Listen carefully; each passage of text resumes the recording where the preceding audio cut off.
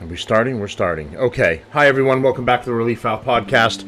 I wasn't able to do any updates over the past day or so because we've been having internet issues, power issues, really. The power's been going in and out.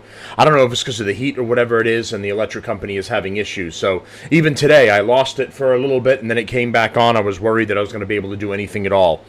But let's go to the gunman who killed 4 in New York City building and blamed the NFL for mental health issues and targeted their office. So the gunman who killed 4 people inside a Manhattan office tower blamed his mental health problems on the National Football League and intended to target his headquarters, but took the wrong elevator. He ended up at the Blackstone kind of mortgage company. He claimed he had CTE from his days of being a high school football player. So why he blamed the NFL is beyond me, but he's mentally ill, so we're not going to be able to accurately just, understand why he did what he did. Shane Tamura, a Las Vegas casino security worker, was carrying a handwritten note in his wallet that claimed that he had chronic traumatic encephalopathy, known as CTE. Investigators said he accused the league of hiding the dangers of brain injuries linked to contact sports. Again, I understand that it all goes hand in hand, but what the fuck does the NFL have to do with high school football? Tamura, 27, sprayed the skyscraper's lobby with bullets, then shot another person in a 33rd floor office on Monday before killing himself, authorities said. Among the dead were a police officer, a security guard, and 2 people who worked at the companies in the building. An NFL employee was badly wounded but survived. The attacker's grievances with the NFL emerged as police worked to piece together his background and motivations, and his loved ones began to mourn the dead. It's unclear whether Tamura showed symptoms of CTE, he certainly was a fucking nutjob, which can be diagnosed only by examining a brain after death. Tamura, who played high school football in California a decade ago but never played in the NFL, had a history of mental illness, police said without giving details. In the 3-page note found in his body, he accused the NFL of concealing the dangers to players' brains for profit. The degenerative brain disease has been linked to concussions and other repeated head trauma common in contact sports such as football. Detectives plan to question a man who supplied gun parts for the AR-15 style rifle used in the attack, including the weapon's lower receiver, Police Commissioner Jessica Tisch said in a video statement earlier. So, one of my questions is, if he had a history of mental illness, how was he able to get a gun license? Right? Most states at this point have a red flag law. So if you've been put in a psychiatric ward, if you're seeing a therapist for certain reasons, or you've thought about harming yourself or others, you're supposed to be red flagged and not able to buy a gun. And my understanding is he had a permit to carry, so he was legal in Las Vegas. Now obviously he crossed over many state lines to bring it to New York. But I still don't understand how he was even able to get a gun to begin with. If he was mentally ill, he should not have been able to do that. Here's a little bit of the interview with Mayor Adams when this happened. To everyone who was affected yesterday, their families, the people who work in those buildings. What new information do you have for us this morning, Mayor? Thank you for having me and really pointing out this horrific incident. We had 6 people who were shot, one being the suspect. As you indicated, he turned the gun on himself and shot himself in the chest. He appeared to have some history, mental health history, from what we're getting from our partners in the Nevada, Las Vegas area. But it's just a real unfortunate situation.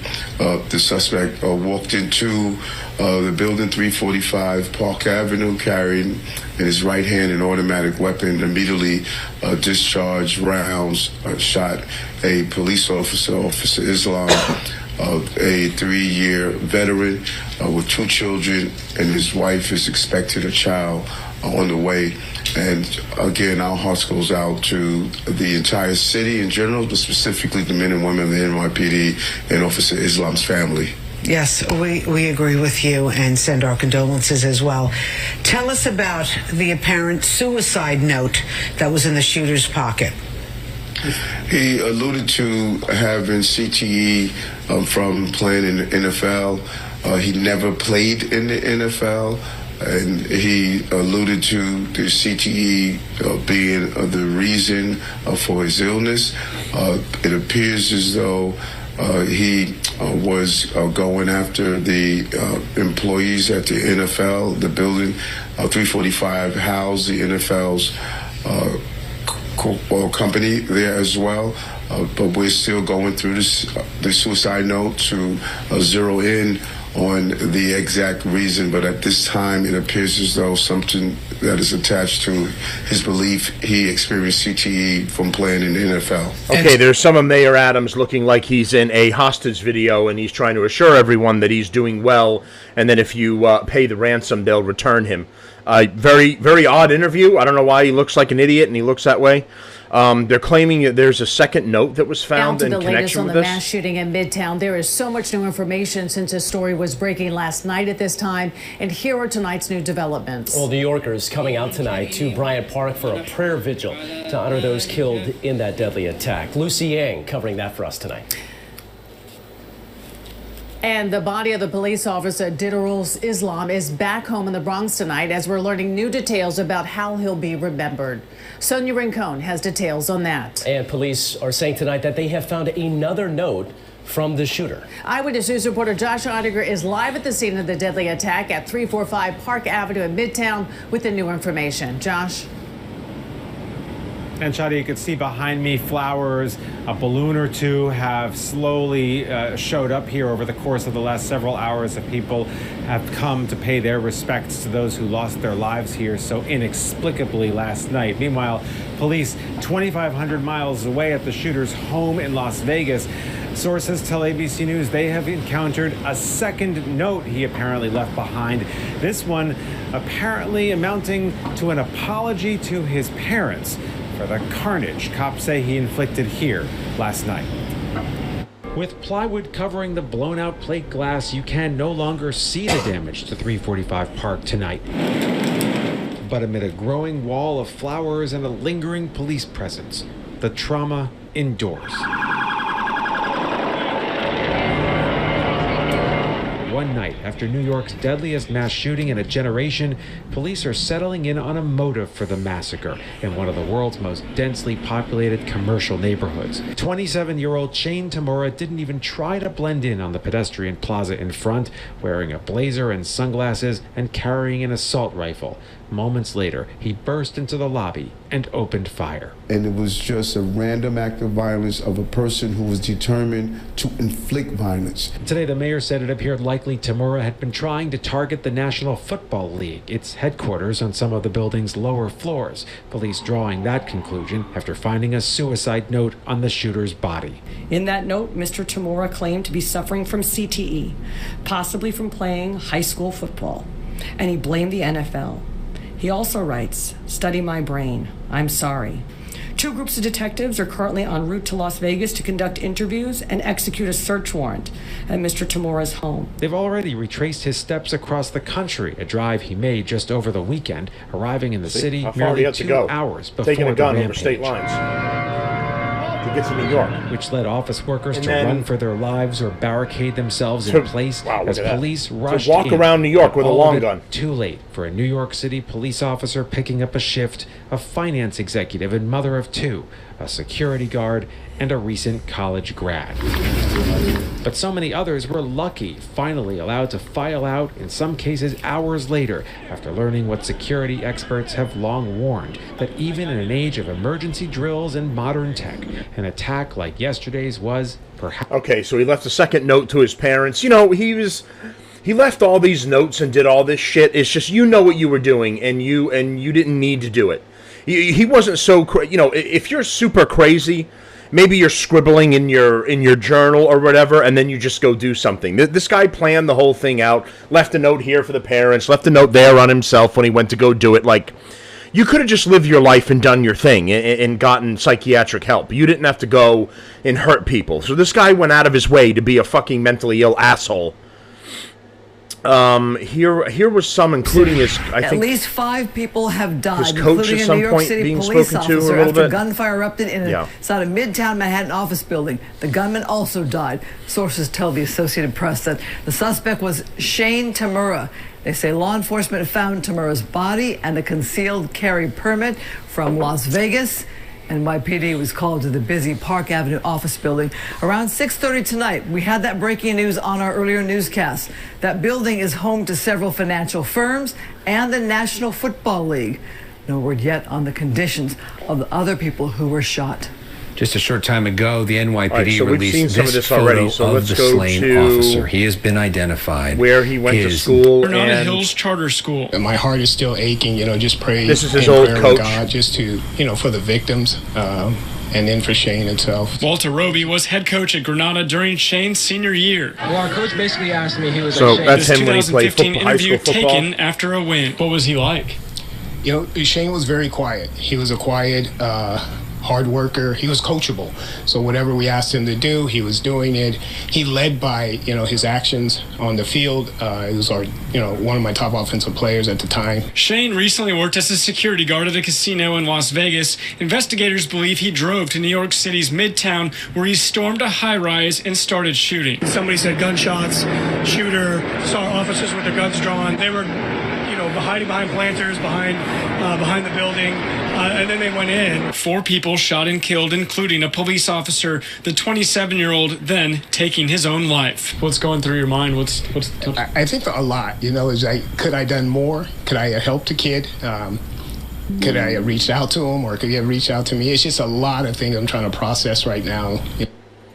And they're interviewing him, trying to get more information. It's not this poor guy's fault. He was the coach, and the kid was supposedly fine at that time. So, how the fuck are you supposed to know? It's not like, hey, coach, my dream is down the road is to let my mental illness completely take over and then go shoot up a building in New York.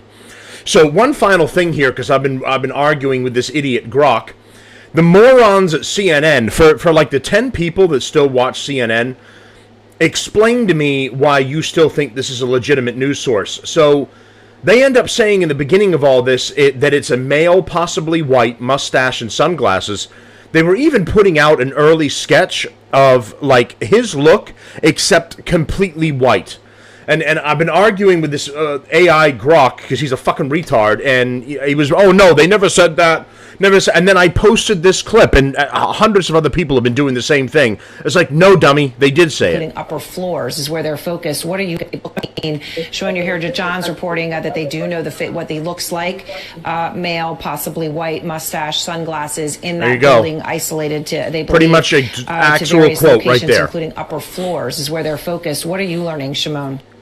Showing you here, John's reporting that they do know showing you here, John's reporting that they see, and the guy that was in the bottom left-hand corner, he was saying the same thing. Well, kind of what we know right now is it's a young white male, armed and yada yada.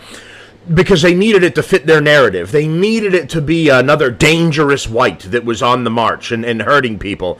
And it totally turns their narrative upside down when it ends up being a black person, when it ends up being any type of minority. Because to them, to the CNNs and the MSNBCs and the Democratic Party, whites are a danger to everyone. And it's ironic because the moron whites on the show also parrot that and say, yeah, whites are bad. It's probably a white shooter.